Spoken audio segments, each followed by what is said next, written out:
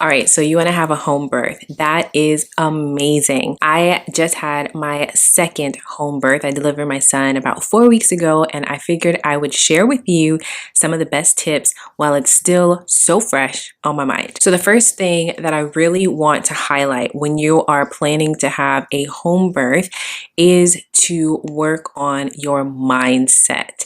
This is so important because you really have to get to a place where you literally unlearn all of the shenanigans that we've been taught about birth throughout life, right? They tell us a certain narrative surrounding birth is pushed. We only generally see birth happening a certain way in a certain specific environment. We see the women screaming and they're in the hospital, and it just seems like this whole traumatic experience. And so you really have to get to a place where you are unlearning all of that and learning the truth. I would encourage you to look into things like physiological birth, even dive into supernatural childbirth. Those are the sorts of things that I did to really help myself to reprogram my brain and my ideologies and my belief systems surrounding birth. The reality is that our bodies as women, we were made to birth. That is how God created us, and there's nothing wrong or broken with our bodies in that regard. It's not a medical emergency when you're having a baby. So that was the first thing that I had to do, was really unlearn a lot of things and really learn exactly what was happening during the birthing experience so that I could better work with my body and embrace that. And also, as a believer, as a Christian, I really leaned into the faith aspect of things and really trusting God in that process, knowing that He created my body to birth. He created me to do exactly, He created my body to do exactly what it is that He's designed it to do in birthing children. And a medical intervention usually is not necessary when you are striving for and believing God for a physiological, supernatural, natural birth, just doing things exactly the way that your body was created and designed to do. So that would be my first thing. There are so many resources out there that you can look into. I will include some down in the description box for you to look into. For me, I read things like, I believe it was Ina May's Guide to Childbirth. If I'm not mistaken, that's what it's called. I'll leave the link down below. I've read that one. I've obviously read Supernatural Childbirth 2 times. I've read Pain-Free Birth. Again, all of these things I will put down below, but these are the things that really helped me to really shift my mindset. Supernatural Childbirth and Pain-Free Childbirth really focus on it from a Christian perspective, and so there's a lot of scripture and Bible verses and really just understanding the heart of God, the intention of God as it relates to birth, and grasping the concept that we have been redeemed from the curse of the law as a result of the redemptive work of Jesus, and really tying that into how does that relate to me as I'm birthing children. So I would highly recommend those resources. Like I said, links down below, but those helped me so much. Like I said, I read one of those books 2 times and I plan on reading it again and again because it was just so good. So work on your mindset if you're planning to have a home birth, because you really do not want fear in your equation at all. No fear when it comes to home birth. Okay. The second thing when you're planning for a home birth is then you're going to need to look into a midwife at least. So I'm going to talk from my personal experience. I use a midwife when birthing my children. I actually use the same midwife that I use for my daughter, I used for my son. She's absolutely amazing. And so you'll want to get a midwife. Now, for me and my experience with my midwife, and you'll do research as it relates to you, but with my midwife, usually those expenses, because I know that's usually a question, those expenses for me and my husband are out of pocket, right? So we pay out of pocket for the birth. That includes prenatal and postpartum and labor and delivery, all the things. So everything is included in one price, and we pay that price out of pocket. We did both of those. We did that with both of my births. So that is how it works with the midwife that I work with. Like I said, you'll want to look at it for your specific midwife. I know some do allow you to use your insurance for certain things, like when you do labs and things like that. You can definitely use your insurance to pay for those expenses. Same thing with if you're getting like a breast pump. So you can use insurance, but again, check with your provider and your location and all the things, right? So that's how it works for me. Expenses are out of pocket, but it does include prenatal visits, prenatal care. It does include the actual midwife being present for the labor and delivery part of the birth. It also includes a few postpartum visits as well, which is really helpful. They take care of like your emergency plan. They'll ask you, like with me, they would ask if there was an emergency, where, you know, what hospital would you go to? What is the closest hospital? Do you have a provider, X, Y, and Z? So those are the sorts of things that there should be an emergency plan in place. You want to make sure your midwife is licensed, certified, right? They have all the certifications necessary to provide care. My midwife usually has supplies that she brings in addition to some of the other supplies that we'll talk about a little bit later in this video. But all of those things are included. And of course, like I mentioned, labs are included as well. So look into a really, really good midwife. For me, it was important that I have a midwife that is along the same lines as far as like our belief systems and our values. And so that's something that we look for, because we do believe in faith, walking by faith, living by the word of God. And so having someone who understands that and who gets that and is not anti that life was very helpful. So that's what I do. That's what we did. So the next thing that you want to do, so once you have your mindset, you're working on your mindset, girl, work on that mindset.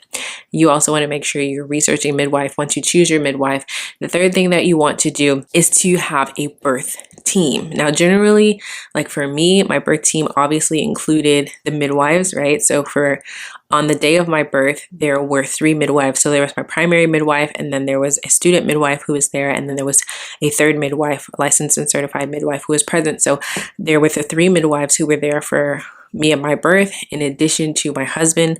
That's that MVP right there. Like, I love having him there at my births. He is always on my birth team, because it is just so valuable and so important to have my husband by my side. It's just, it's such a blessing. Of course, for me being a believer, especially, I was really intentional with this birth that I just had with my son about really partnering with the Holy Spirit. So really leaning into slowing down enough and focusing enough to hear his voice as well. So I would invite you, if you're a believer, to really invite the Lord into that thing as well. Add him to your birth team. And then I had my sister-in-law. She was actually present for this birth as well. She was here for my first birth with my daughter and here for my second birth with my son. So I always throw her on the birth team as well. So you want to have people that are going to be on your birth team, people who are going to support you, who are like-minded, who are going to support your vision, your goals, who are going to encourage you and motivate you. For some people, you're also going to have maybe like a doula, or you might have your photographer, your videographer, whatever it is that you feel like you need. But whatever group of people who are going to support you in this mission to birth your baby naturally and at home, you want to have a birth team. So start thinking about who you would want there, people that you're going to be comfortable with, people who are not going to inhibit you, right? You need to be able to be relaxed, allow your body to relax, and be comfortable with the people who are present. Because if you're not comfortable with the people who are present, that can just slow down labor, and that's not cute. Ain't nobody got time for that. So make sure that the people on your team you are comfortable with, you have a relationship and a rapport with, if possible. So you want to make sure that you purchase labor and birth supplies. Now for me, again, my midwife walks me through this process. She makes it very clear and very simple, so I know exactly what I'm supposed to get, what I'm supposed to do. And so usually within this, it's a birth kit that we end up ordering. And so in this birth kit, it has all the things that are necessary for a home birth, in addition to some other things that she'll tell us to collect from around the house, like hydrogen peroxide, rubbing alcohol, towels, washcloths. In the birth kit, you'll see things like a cord clamp, Ziploc bags for your placenta, different, so like bed sheets, like a second set of bed sheets, just in case you deliver in your bed. It happens, girl, because I had my daughter in our bed, in our bedroom, and it was really nice because we had the first layer of sheets and like a waterproof mattress cover, and then the second layer of sheets. And then that way, if you birth in your bed, you can take that first layer off. The waterproof mattress cover is protecting everything. You can take that off, and then you can just get in the bed and it's clean and it's fresh. So smart.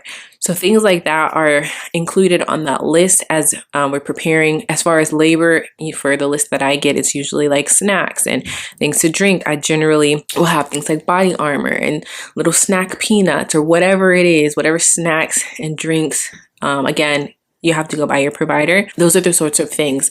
Puppy pads, I don't know the actual term for it, but little puppy pads, different things like that are all going to be included in that kit. Sometimes they'll even have you get like herbs, like after ease if you are on your second baby, which I didn't need. but I bought it anyway. So there's so many things in that kit. And like I said, your provider will tell you if what you need or what you don't need, but you definitely will end up getting some sort of birth kit to prepare you for that day. Another thing, if you're planning a home birth, and this is any birth, right? But if you're planning a home birth, you want to make sure that you do this. I like to do this in advance, and this is making sure that you have your postpartum supplies. So with postpartum supplies, that includes things like your pads. Now in that birth kit that it was recommended that I get, the one that I have to get from my midwife, it does have like those huge pads that you have to wear on the first night, as well as those little mesh undies, as well as like some icicle pad things. So the birth kit for me did include some postpartum supplies. And then I also like to get my own things. Like I love using Depends for postpartum. Highly recommend. I love using reusable cloth pads. Highly recommend. I will put my favorites down in the description below, but I use reusable cloth pads for my first birth as well as my second birth. Girl, if you don't know about reusable cloth pads, let me put you on. I'm actually going to tag a video that I did about reusable cloth pads. I have been using them for years now and I still love them, and they're great even during postpartum. So this time around, I did not even buy disposable pads. I only use reusable cloth pads. Highly recommend. You'll also maybe get like Tuck's medicated pads. I didn't use them very much this time around, but I definitely used them during my last birth. Some people use Dermoplast. I've never used that, but I see that going around in the birthing circles. People talk about that. So there are just a variety of things that you might want to make sure that you have on hand for postpartum. And if you're breastfeeding, you want to make sure you prepare those things as well. Just be as prepared as possible, because when you get in the nitty gritty of postpartum, honey, it helps to be ready, and it helps to have all your things like already prepared, and you're not having to have somebody go to the store and run and grab things ideally. So make sure you plan for that. Also, a postpartum recovery plan. And what I mean by that is thinking about what life is going to look like for at least the first few weeks after you have the baby. Like I said, I'm now on week 4 and I'm feeling really good and kind of like back into the swing of things, still taking it slow and resting, but back into the swing of things. And those first 2 weeks, especially, honey, the first 2 weeks, make sure you have a plan. Now for me, I had a very small tear, so like a little centimeter of a tear. I didn't need stitches or anything like that. I did have stitches for my first birth, but even regardless of, you want to make sure that you're planning to rest and recover. And so for me, I'm always instructed not to go downstairs. The first time I was supposed to stay upstairs for 2 weeks, which was a long time. This time around, I healed a lot faster. And so it was just a few days until I was able to go downstairs, which was amazing. But regardless of your situation, you want to make sure that you have a plan for recovery. So how about meals? Are you going to do freezer meals? Or is somebody going to do a meal train for you? Is your husband going to cook for you? Are people going to, make casseroles and bring them to your house? What is your plan? Are you going to DoorDash it, Grubhub it? Like, make a plan for how your family is going to eat. If you're going to have somebody clean your house, if you're going to have family coming in to help and support you, whatever the case is, you want to have a plan for what life is going to look like I said, for at least the first couple weeks after you give birth to the baby, because you really need to focus on resting, allowing your body heal, stay off of your feet as much as possible, especially like right after you have the baby. So have a plan in place. So again, you're not like scrambling and stressed and trying to figure things out, because ain't nobody got time for that when it's game time. Have a plan for what life is going to look like right after you give birth. And then of course you want to prepare for your newborn, right? You want to have things like that in place as well. What is your newborn going to wear? On the day that you give birth, you probably do a lot of skin to skin, but at some point you're probably going to put some clothes on them, right? So what is your newborn going to wear? Have clothes ready and washed and prepared for them. Have, whatever hat or swaddle or diapers. For real, diapers. They go through so many diapers. Make sure you have all of those things, even things like olive oil, right? Because when the baby is first born, they have meconium, and it's really easy to get the meconium better when you have olive oil on their bottom. It just makes it wipe off a lot better. So you want things like that as well. So a lot of planning. If you're going to do a home birth, it will take some planning, which is not bad at all. Do your research, look into all the things. But those would be my top tips if you're planning to have a home birth and you want to know how to do that. Those are the top things that I would recommend. Work on your mindset, walk by faith, trust the process, have a midwife, have your birth team, get your birth kit or your home birth supplies, make sure you have postpartum supplies, make sure you have a plan in place for what life is going to look like right after you deliver, and also obviously have things that you need for your baby, right? All of those things are going to help you have a successful home birth. And the biggest thing, like I mentioned earlier, no fear. And if you read those resources that I recommended to you, that will come up time and time again. You cannot be fearful on this journey. Your body was made to give birth, and it was actually made to give birth without a hospital. So I wish you well on this journey, mama. Until next time, bye.